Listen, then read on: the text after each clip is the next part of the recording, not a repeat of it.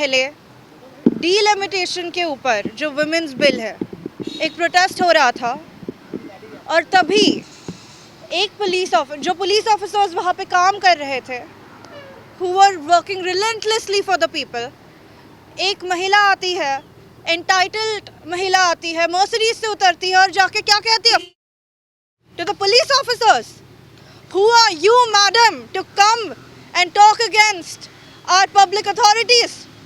Who are you to disrupt the public functions of this country? I am a law student. I am Zen Sadavarte. I am just a citizen of this country who is against this. जिथे राडा तिथे सदावर्ते असं जणू समीकरणच बनलंय. आधी ST कर्मचाऱ्यांचं आंदोलन, त्यानंतर मराठा आरक्षण विरोध, त्यानंतर अनिल देशमुख, त्यानंतर आता रिक्षावाल्यांचा मराठीचा मुद्दा, तर वरळीतील महाजनांना भिडणाऱ्या महिलेचं प्रकरण.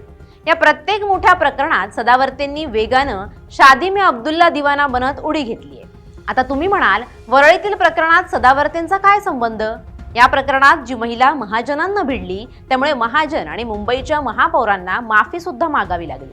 या महिलेविरुद्ध आता सदावर्तेंच्या मुलीनं म्हणजेच झेन सदावर्तेनं तक्रार दाखल केली आहे. त्यामुळे आता या महिलेच्या अडचणी वाढणार का आणि या प्रकरणात सदावर्तेंच्या मुलीचा नेमका काय संबंध, तसंच या महिलेवर नेमकी काय कारवाई होऊ शकते, या सगळ्याचा आढावा घेणारा हा व्हिडिओ पाहूयात. नमस्कार, मी मृणाली पिळणकर. वरळीतील जांभोरी मैदान परिसरात मंगळवारी भाजपच्या वतीनं आयोजित करण्यात आलेल्या जनआक्रोश मोर्चा दरम्यान एका स्थानिक महिलेनं मंत्री गिरीश महाजन आणि पोलिसांना ज्या पद्धतीनं खडसावलं, त्या प्रकरणानं आता एक वेगळं वळण घेतलंय. या आक्रमक महिलेविरोधात आता प्रसिद्ध वकील गुणरत्न सदावर्ते यांची मुलगी झेन सदावर्ते हिनं वरळी पोलीस ठाण्यात औपचारिक तक्रार दाखल केली आहे. ही तक्रार दाखल झाल्यामुळे सोशल मीडियावर दोन गटात विभागलेली चर्चा आता कायदेशीर लढाईकडे झुकताना दिसते. या संपूर्ण प्रकरणाची सुरुवात वरळीतील वाहतूक कोंडीतून झाली.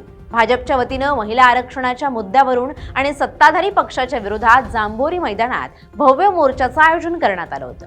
या मोर्चासाठी मोठी गर्दी जमली होती आणि त्यामुळे वरळी परिसरातील वाहतूक पूर्णपणे विस्कळीत झाली होती. दुपारच्या कडक उन्हात रुग्णवाहिका, शालेय बस आणि कामावर जाणारे नागरिक तासनतास वाहतुकीत अडकून पडले होते. याच दरम्यान गिरीश महाजन त्या भागातून जात असताना एका संतप्त महिलेनं त्यांच्यासमोर येत आणि पोलिसांना जाब विचारत आपला संताप व्यक्त केला. त्या महिलेचा एक व्हिडिओ सोशल मीडियावर प्रचंड व्हायरल झालाय, ज्यामध्ये ती पोलिसांना ओरडून सांगतेय की सामान्य जनतेला वेटीस धरून असे मोर्चे काढण्याचा अधिकार तुम्हाला कोणी दिला? तिनं थेट मंत्री गिरीश महाजन यांच्या दिशेनं गेट आउट असे शब्द वापरले आणि त्यांना तिथून निघून जायला सांगितलं. या महिलेच्या धाडसाचं अनेकांनी कौतुक केलं, तर काहींनी मंत्र्यांशी अशा प्रकारे बोलणं चुकीचं असल्याचं म्हटलं. याच वादात आता झेन सदावर्ते हिनं उडी घेतली आहे. झेननं आपल्या तक्रारीत असं नमूद केलंय की संबंधित महिलेनं केवळ मंत्र्यांचाच अपमान केला नाही, तर ऑन ड्युटी असलेल्या सरकारी कर्मचाऱ्यांच्या कामात अडथळा आणलाय. झेनच्या मते कोणत्याही लोकशाहीत आपलं म्हणणं मांडण्याचा अधिकार सर्वांना आहे, पण ज्या भाषेत आणि ज्या पद्धतीनं त्या महिलेनं पोलिसांशी हुज्जत घातली ते कायद्याच्या चौकटीत बसत नाही. सार्वजनिक ठिकाणी अशा प्रकारे आरडाओरड करणं आणि मंत्र्यांना उद्देशून अपशब्द वापरणं हे चुकीचं असून अशा वर्तनामुळे समाजात चुकीचा संदेश जातो, असा दावा सदावर्तेंनी केला. दुसरीकडे या प्रकरणावरून राजकारणही तापलंय. विरोधकांनी त्या महिलेचं समर्थन करत असं म्हटलंय की जनतेच्या भावनांचा उद्रेक होणं स्वाभाविक आहे, जेव्हा राजकीय फायद्यासाठी सामान्य माणसाचा रस्ता अडवला जातो.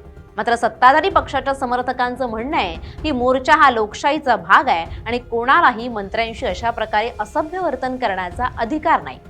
वरळी पोलिसांनी सध्या झेन सदावर्ते यांची तक्रार स्वीकारली आहे, ते या प्रकरणाचा तपास करतायत. यापूर्वीच पोलिसांनी मोर्चाच्या आयोजकांविरुद्ध परवानगीपेक्षा जास्त गर्दी जमवणं आणि वाहतुकीचे नियम मोडणं या प्रकरणी गुन्हा दाखल केलाय. आता या महिलेवर कायदेशीर कारवाई होणार की तिला केवळ समज देऊन सोडलं जाणार, हे पाहणं महत्त्वाचं ठरेल. या घटनेमुळे महाराष्ट्राच्या राजकारणात जनता विरुद्ध लोकप्रतिनिधी असा एक नवा संघर्ष पाहायला मिळतोय. झेन सदावर्ते यांच्या तक्रारीनं या वादात कायदेशीर गुंतागुंत वाढवली आहे. सदावर्ते यांच्यावर नेहमीच भाजपची पिलावळ आहे असे आरोप झालेत, कारण प्रत्येक ठिकाणी सरकारी बाजू कशी बरोबर आहे असं दाखवत सदावर्तेंची भूमिका नेहमी भाजपच्या फायद्याची राहिली आहे. तर मराठीच्या मुद्द्यावरूनही एकीकडे सदावर्ते शिंदेच्या शिवसेनेचे मंत्री प्रताप सरनाईक यांच्या मराठी सक्तीच्या निर्णयाला विरोध करतात, तर दुसरीकडे तिथले भाजप आमदार नरेंद्र मेहता यांची मात्र भेट घेऊन चर्चा करतात. त्यामुळे सदावर्ते आणि भाजप यांची गट्टी आहे का अशा चर्चा रंगणारच. आता या वरळीतील महिलेच्या प्रकरणातही सदावर्तेंनी उडी घेतल्यानं या चर्चांना आणखी उधाण आलंय. Bureau report, LS Marathi.